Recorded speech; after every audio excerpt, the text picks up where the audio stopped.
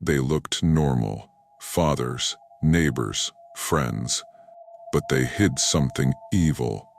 These aren't stories, they're real, and they're horrifying.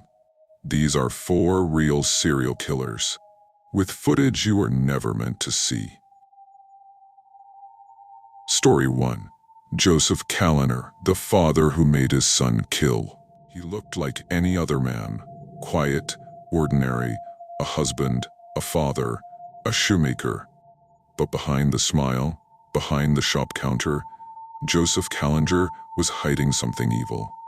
Something that would shock the world when it was finally revealed. Joseph's story started in pain. Born in Philadelphia in 1935, he was abandoned by his birth parents. At 2 years old, he was adopted. The people who took him in were cruel. They didn't raise him, they broke him. He was beaten for the smallest mistakes, locked in dark closets for hours, whipped with belts until his skin split open. Every act of punishment taught him one thing: love didn't exist, only power, only pain. Neighbors never suspected. To them, he was just another boy. But inside, something was growing. Something dark, something waiting. As Joseph grew older, the abuse shaped him into a strange, unstable young man. He ran away from home multiple times. He was sent to reform school. Doctors wrote notes about his erratic behavior, about his anger, about his lack of empathy. But every time, he came back to society. And every time, he seemed normal. He learned how to blend in, how to smile, how to pass as harmless. By his 20s, Joseph married. He had children. He became a shoemaker, opening a small repair shop in his neighborhood. To strangers, he looked like a hard-working man, providing for his family. But behind closed doors, Joseph was a monster. He beat his children. He locked them in closets just as he had been locked away. He forced them to endure cruel, humiliating punishments. His wife was too afraid to stop him. The neighbors didn't see it. No one realized how dangerous he truly was. Then, in 1974, everything changed. Joseph claimed that God had spoken to him. He said a divine voice commanded him to kill. This wasn't just an excuse. He believed it. And he didn't plan to do it alone. Joseph took his 13-year-old son Michael and turned him into an accomplice. Imagine being that boy, raised in sheer, taught to obey without question, and then ordered to kill. For 6 weeks, the father and son became predators. They traveled to different neighborhoods, pretending to be salesmen. They would knock on doors, smiling, polite, carrying briefcases. Families opened their homes without hesitation. And the moment they stepped inside, the nightmare began. Joseph and Michael tied up parents and children. They beat them with weapons. They humiliated them. Joseph forced victims to kneel on sharp objects until they bled. He delighted in the control, the power, the way fear looked in people's eyes. But the most horrifying moment was when Joseph ordered Michael to kill. It happened in a house where a 10-year-old boy named Joseph Rooney lived. Joseph turned to his son and told him to stab the child. Michael hesitated. He was terrified, but he obeyed. The boy screamed. The room filled with chaos and horror, and Joseph Kallinger just watched, silent, smiling. To him, it was the ultimate power. What made Joseph so terrifying wasn't just what he did. It was how calm he was, how normal he seemed. There was no anger, no frenzy, no regret. He hurt people because he wanted to, because he could. Eventually, the truth came out. Michael couldn't live with the guilt.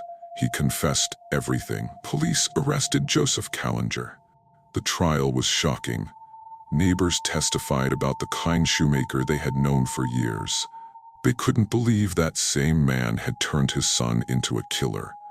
Doctors diagnosed him with paranoid schizophrenia.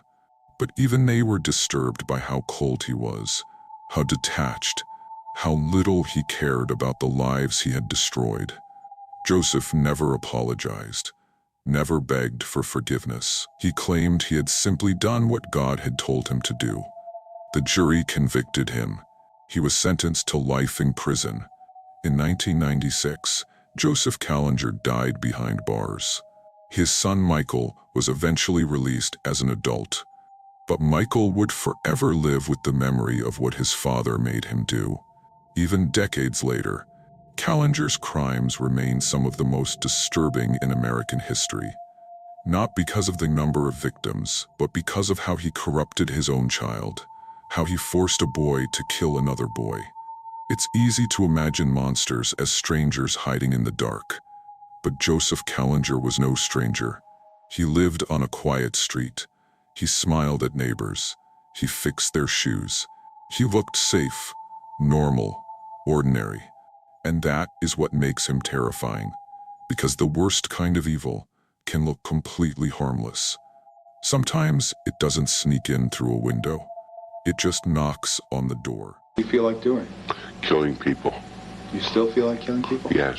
Describe the feeling that you get when you feel like killing people. Well, last March 11th, I was hallucinating, and I took a razor blade and I cut a man's throat. Here in the hospital? Here in the hospital. Do you think you'd murder me, Joe? Yes. That's gruesome, Joe. That's horrible. Yes, it is.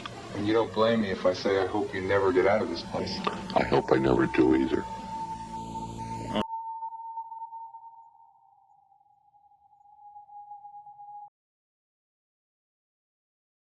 Story 2.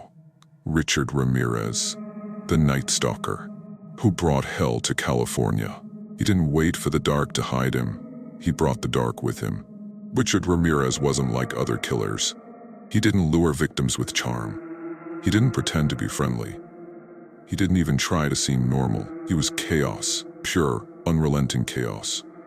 Ramirez was born in 1960 in El Paso, Texas. His childhood was brutal. His father beat him.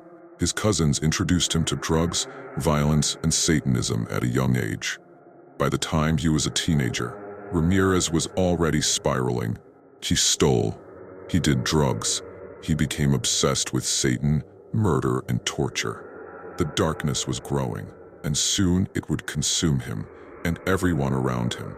Between 1984 and 1985, Ramirez began his reign of terror across California. He didn't care who his victims were. Old, young, men, women, it didn't matter. He broke into homes in the middle of the night.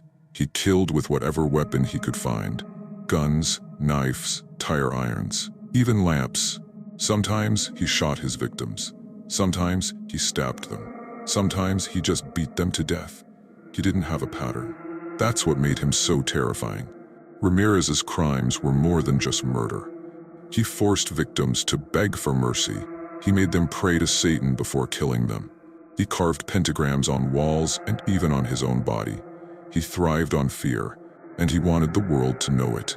The media gave him a name, the Night Stalker. It fit perfectly. Ramirez wasn't careful. He left chaos at every crime scene. Fingerprints, shoe prints, witnesses. But he didn't care. He wanted to be famous. He wanted to be feared. As bodies piled up, the city of Los Angeles became paralyzed. People locked their doors and windows at night. Gun sales skyrocketed. Neighborhoods formed watch patrols. But Ramirez didn't stop. He moved faster. He struck harder. The murders were brutal, random, completely unpredictable.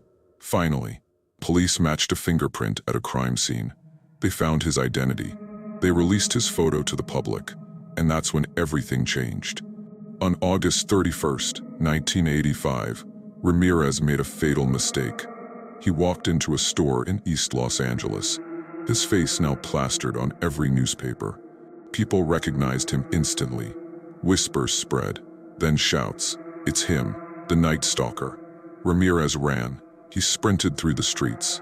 But the neighborhood wasn't afraid anymore. A group of citizens chased him down.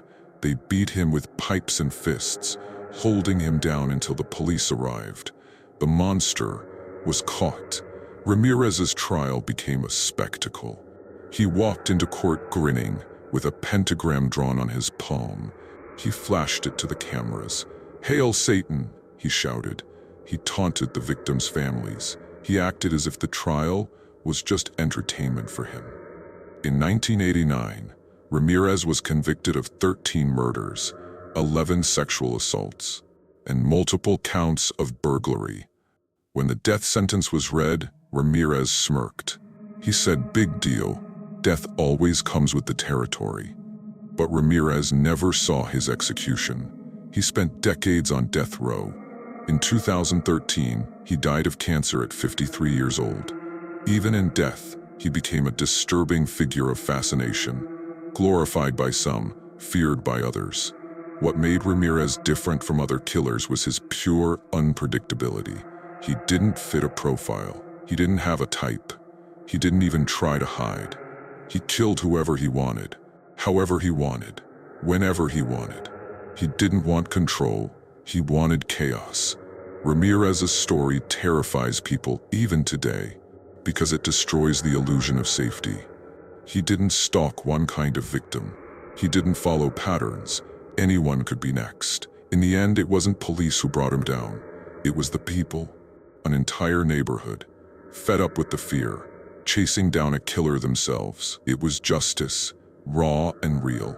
Ramirez wanted to be remembered as a monster, and in that he succeeded, because decades later, his name still sends a chill down the spine. The Night Stalker, a man who turned fear itself into a weapon. Are you appealing these because you say you're innocent? You didn't kill 13 people? That is correct. You didn't kill 13 people? Again, it would be improper for me to comment in any regard to that question. You have now entered a very rare group of people in this country. You're in the ranks of Charlie Manson, Ted Bundy. You claim you didn't commit these murders, but you're right in there now as far as everybody else is concerned. Serial killers do on a small scale what governments do on a large one. They are a product of the times, and these are bloodthirsty times. Even psychopaths have emotions if you dig deep enough, but then again, maybe they don't. Do you have emotions, Richard?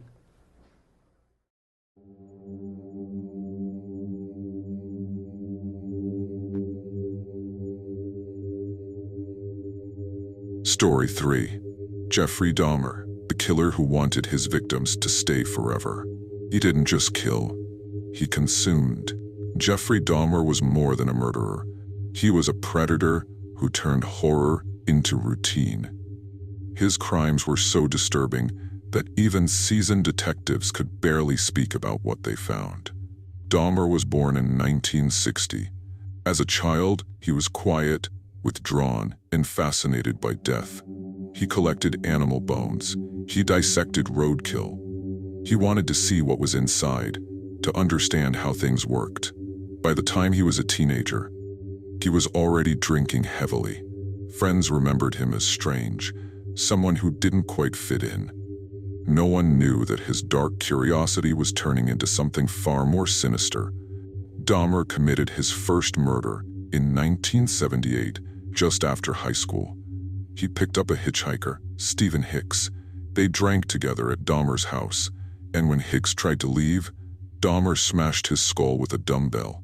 Then he dismembered the body and scattered the remains. It was the beginning of a nightmare that would last more than a decade. Between 1978 and 1991, Jeffrey Dahmer murdered 17 young men and boys. But killing wasn't enough for him. He experimented on his victims. He drilled holes in their skulls. He poured acid inside, trying to create living zombies. He preserved body parts.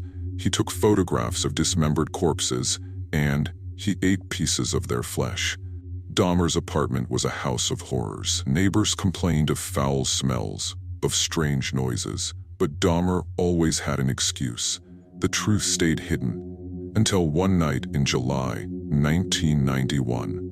A man named Tracy Edwards managed to escape Dahmer's apartment, handcuffs still dangling from his wrist. He flagged down 2 police officers and told them everything. At first, they didn't believe him. But when they entered Dahmer's apartment, they found something they would never forget. Inside were photographs of dismembered bodies, skulls in the refrigerator, a freezer filled with human remains, acid barrels containing torsos dissolving in chemicals. It was worse than anyone could imagine. At his sentencing, Dahmer was calm. He described his murders in detail, almost like he was talking about ordinary events. He admitted he knew what he was doing was evil, but he claimed he couldn't stop. The families of his victims spoke at the trial. Their words were filled with grief, rage, and disbelief. Some cried, some screamed. One woman lunged at Dahmer in fury, unable to contain her hatred. But Dahmer just stood there, quiet, expressionless. He was sentenced to 15 consecutive life terms. There would be no freedom, no redemption. But Dahmer didn't live out his full sentence. In 1994, while serving time in Columbia Correctional Institution, Dahmer was beaten to death by a fellow inmate named Christopher Scarver. Some saw it as justice. Others saw it as a horrifying end to a horrifying man. What makes Jeffrey Dahmer so terrifying isn't just what he did. It's how ordinary he looked while doing it. He wasn't angry. He wasn't chaotic. He was calm. He killed because he wanted to. He killed because he enjoyed it. Even decades later, the details of his crimes are impossible to forget. The photos, the freezers, the experiments, the cannibalism. Dahmer became known as the Milwaukee Cannibal. And his name still makes people shiver. The most disturbing part, he wasn't a monster in appearance. He was just a man who smiled politely, a man you wouldn't notice on the street. And yet, inside his apartment, unspeakable evil was happening. When people think of true horror, they think of Jeffrey Dahmer, because his story forces us to face a terrifying truth. Evil doesn't always announce itself. Sometimes it's quiet, patient, and closer than you think. Even now, decades later, the thought of Dahmer's crimes is enough to make people sick, because what he did is something we can't truly comprehend. He wasn't just a killer. He was something far worse. A man who looked normal, but saw human beings as objects, as experiments, as food. And that is why Jeffrey Dahmer remains one of the most terrifying serial killers in history. Because his evil wasn't loud, it wasn't obvious, it was polite, and it was deadly. Branching out, that's when the cannibalism started. Eating of the heart and the arm muscle. It was a way of making me feel that they were a part of me. At first it was just curiosity, and then it became compulsive. I was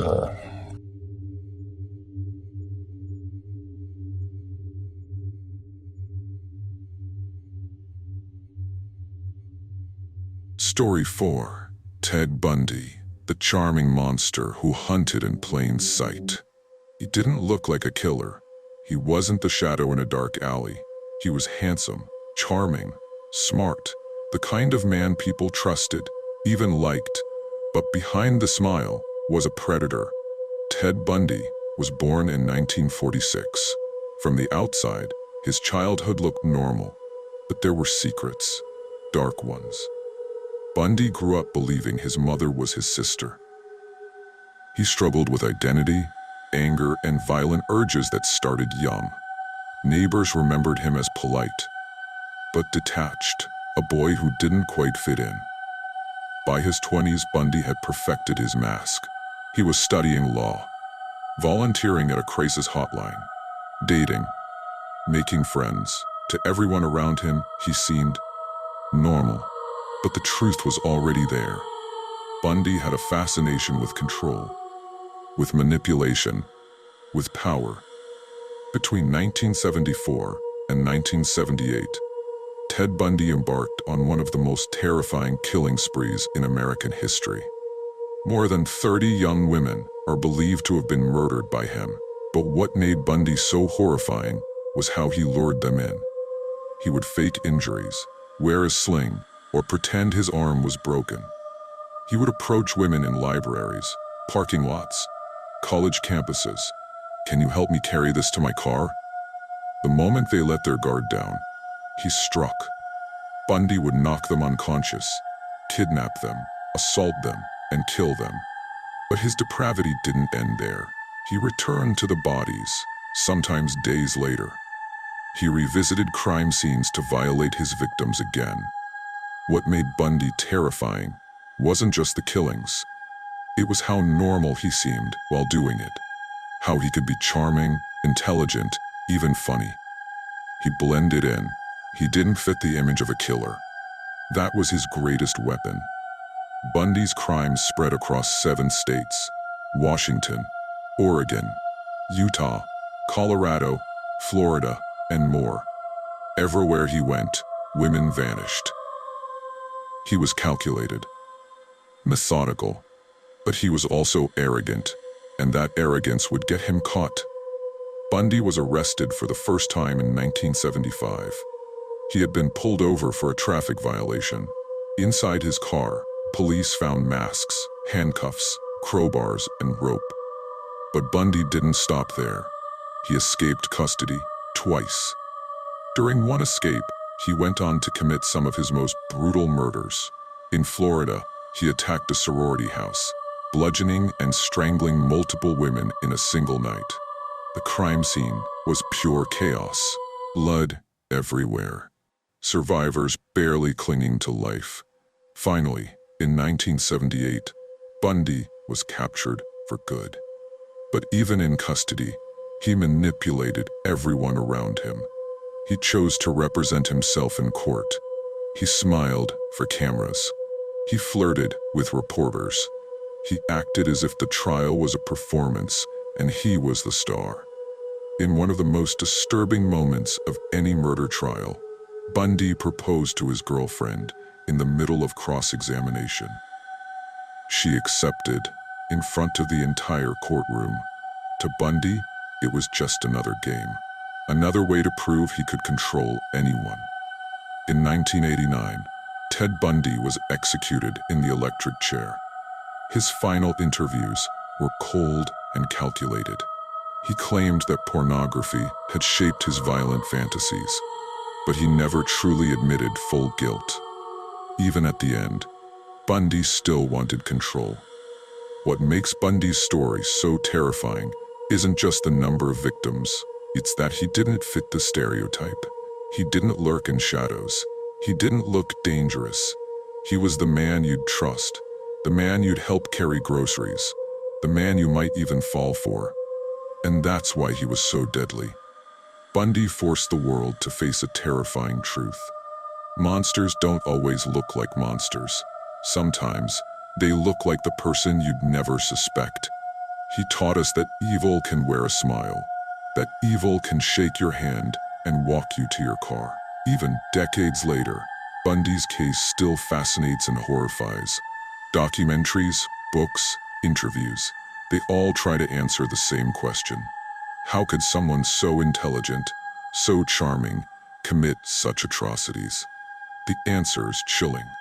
Because Bundy didn't kill out of rage. He killed for pleasure, for control, for the feeling of power over life and death.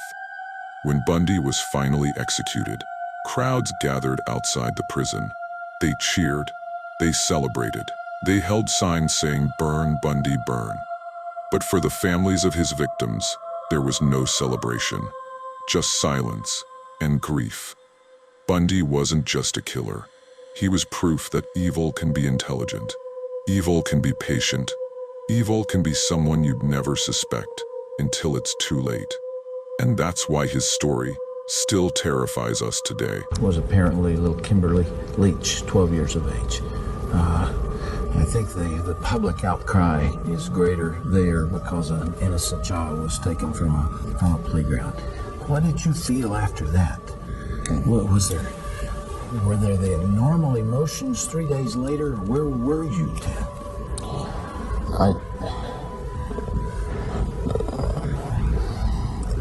I can't really talk about that right now. That's, yeah. It's too painful. I would like to be able to convey to you what that experience is like, but I can't. That I won't be able to talk about that. Okay.